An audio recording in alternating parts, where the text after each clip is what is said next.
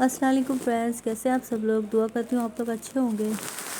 UAE का मौसम अभी चेंज हो रहा है। अभी बस गर्मियाँ आने वाली हैं थोड़े दिन में और मेरा गला बैठना चालू हो गया है।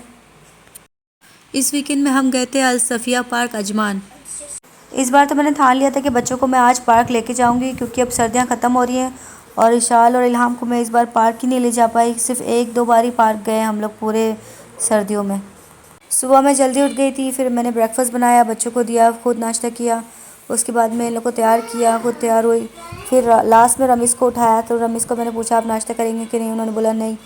तो मैं उनसे पूछा कि आप चलेंगे कि नहीं, आपको सोना है तो आप सो जाइए, मैं बच्चों को लेके पार्क जा रही हूँ। तो वो बोलते हैं ठीक है मैं उठ गया हूँ, अब मैं चलता हूँ। तो फिर रमीज़ भी रेडी हो गए। फिर हम लोग 2 बजे नीचे आ गए थे बाहर। रमीज़ मुझे बोल रहे थे कि तुम इतनी जल्दी पार्क में क्यों जाना चाहती हो, अभी तो बहुत धूप होगी। तो मैंने कहा कि आजकल लोग पार्क में लोग जल्दी जाते हैं क्योंकि सबको धूप सेकनी होती है, थोड़ा धूप में बैठ के अच्छा लगता है, तो इसके लिए मैं भी जल्दी जाना चाहती हूँ। फिर भी जाते जाते हमें 3 बज ही गया था। पार्क तो बहुत ही बड़ा था, लेकिन जब हम गए थे तो 3 बजे का टाइम था। तो यहाँ पे शायद से कोई पार्टी वगैरह थी, उसकी वजह से पूरा पार्क बहुत ही गंदा था। हर जगह कचरा ही पड़ा हुआ था और बल्दिया के ट्रक्स वगैरह आ गए थे, वो सफाई कर रहे थे। मतलब ये पहला ही दुबई का पार्क होगा जहाँ पे इतना कचरा था। और उस दिन हवा भी बहुत चल रही थी, क्या पता हवा से उड़ के कचरा सब जगह गया हुआ था या फिर यहाँ पे कोई पार्टी वगैरह थी या कोई ग्रुप्स आए थे स्कूल के या फिर ऑफिस के। ये पार्क बहुत ही बड़ा था और बहुत ही ज़्यादा ग्रीन था, बहुत प्यारा लग रहा था।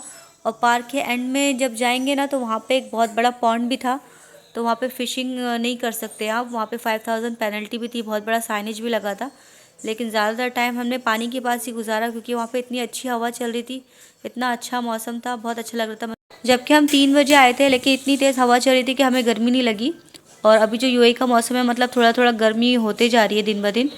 और मतलब पहले हम लोग रात में जाते थे वॉक करने के लिए तो ठंड लगती थी, जैकेट पहनना पड़ती थी, लेकिन अब हम जाते हैं वॉक करने तो हमें जैकेट पहनने की ज़रूरत नहीं पड़ती। बहुत सारी फैमिलीज़ आ गई थी, इतनी धूप होने के बावजूद भी लोग बैठे हुए थे, सब इंजॉय कर रहे थे। फिर हम लोग ने भी अपनी जगह ढूंढी और हम लोग ने भी अपनी मैट वगैरह बिछा के वहाँ पे बैठ गए जहाँ पे थोड़ी सी मतलब धूप थी। बच्चों की खाने पीने की चीज़ें हम साथ में ही लेके आ गए थे क्योंकि हमें पता था यहाँ पे कोई आसपास ग्रोसरी वगैरह नहीं होगी, ना कैफेटेरिया होगा। पार्क में जब मैं एंटर हुई तो मुझे सबसे पहले ये पानी नज़र आ गया, तो मैं सीधा पानी की तरफ गई और सारा टाइम मैंने यहाँ पे स्पेंड किया। इशाल भी मेरे साथ ही थी, इल्हाम भी मेरे साथ थी, लेकिन इल्हाम को गोद में लेना पड़ा था क्योंकि वो चल नहीं पा रही थी। यहाँ पे उसके पैर में यहाँ पे बहुत सारे शेल थे, सी शेल वगैरह ना, और पेड़ पौधे के छोटे छोटे कांटे वगैरह थे, तो इल्हाम के लिए डर रही थी वो। और शूज़ तो वो पहनती ही नहीं है, तो उसने सॉक्स भी निकाल दिए थे और शूज़ भी निकाल दिए थे। उसको गोद में लेके सारा एरिया एक्सप्लोर करी थी मैं। यहाँ के जो पेड़ पौधे थे ना वो बिल्कुल अलग तरह के थे और अलग ही, मतलब जो घास थी बिल्कुल अलग थी। मतलब पहली बार मैंने ऐसी घास देखी है और इतना अच्छी लग रही थी। उस पर जब चल रहे थे ना, उससे क्रंच क्रंच की आवाज़ आ रही थी। और बहुत सारे बर्ड्स भी थे यहाँ पे क्योंकि यहाँ पे बहुत सारे पेड़ लगे हुए हैं, तो उसमें बार बार बर्ड्स आ रहे थे। क्रोज भी थे और दूसरे सीगल भी थे। हम लोग सोच रहे थे यहाँ पे हमें फ्लेमिंगो मिल जाएंगे, फ्लेमिंगो तो नहीं नज़र आए, बस हमें सीगल और क्रोज नज़र आए। और एक बड़ी सी डेड फिश भी थी वहाँ पे हमने देखी। और ये किनारे पे ना बहुत सारे इंसेक्ट थे, छोटे छोटे से एकदम, ऐसे लग रही थी मक्खियाँ, लेकिन मक्खियाँ नहीं थी, कोई और तरह के थे। इशाल से डर रही थी, जैसे जैसे वॉक करते थे ना वो उड़ती थी, तो इशाल को डर लग रहा था।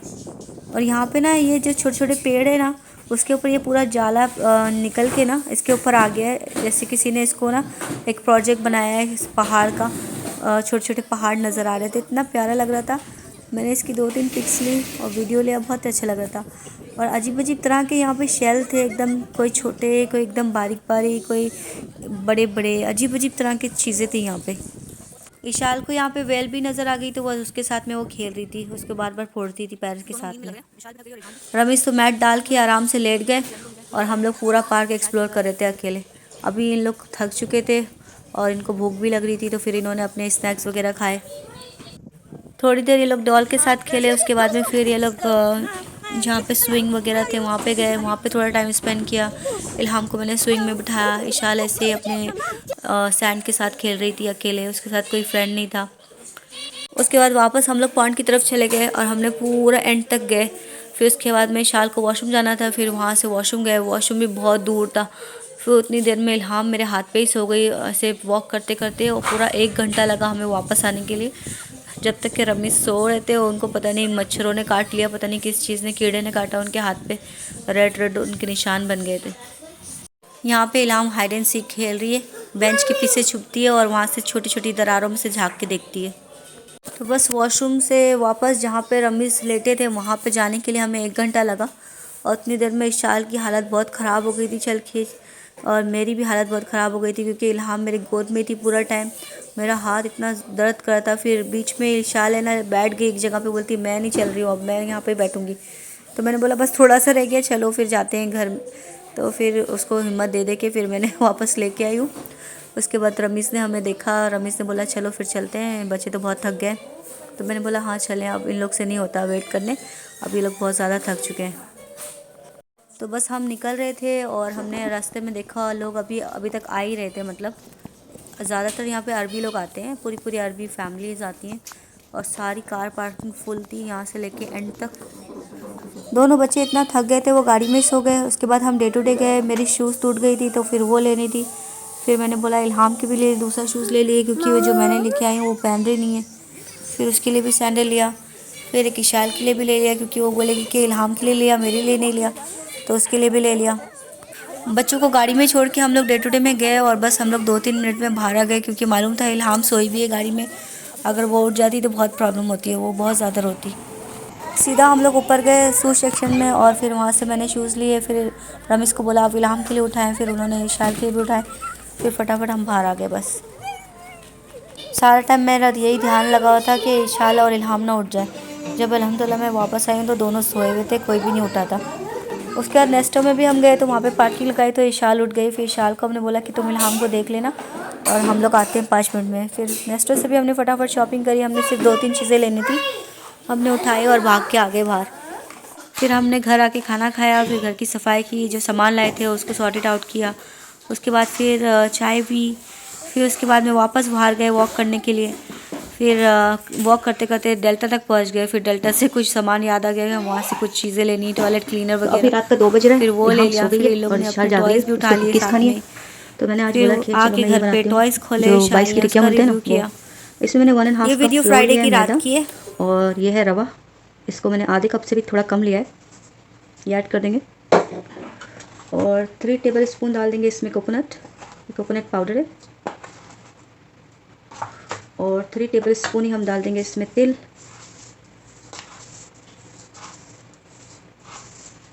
ये छोटा स्पून है इसलिए मैंने एक ज़्यादा डाला है।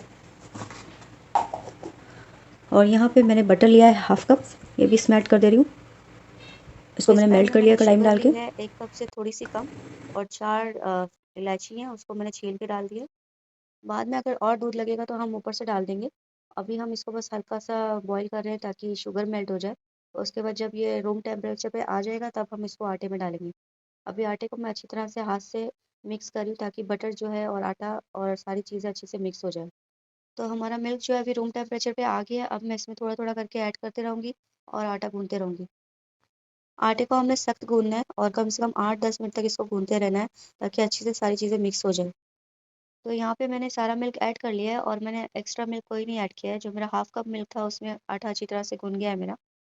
अभी मैं इसको आधे घंटे के लिए कवर करके रख दूँगी, उसके बाद में हम इसको बेल के टिकिया बनाएँगे। अभी आटे को रेस्ट देते हुए आधा घंटा हो गया है। अभी बेलन में थोड़ा-सा ऑयल लगा के और आटे के ऊपर भी थोड़ा-सा ऑयल लगा के इसको बेल लेंगे ताकि चिपके ना, और ग्लास के साथ में इसको टिक्कियों की शेप में काट लेंगे। और इसको थोड़ा मोटा बेलना है, एकदम पतला नहीं बेलना।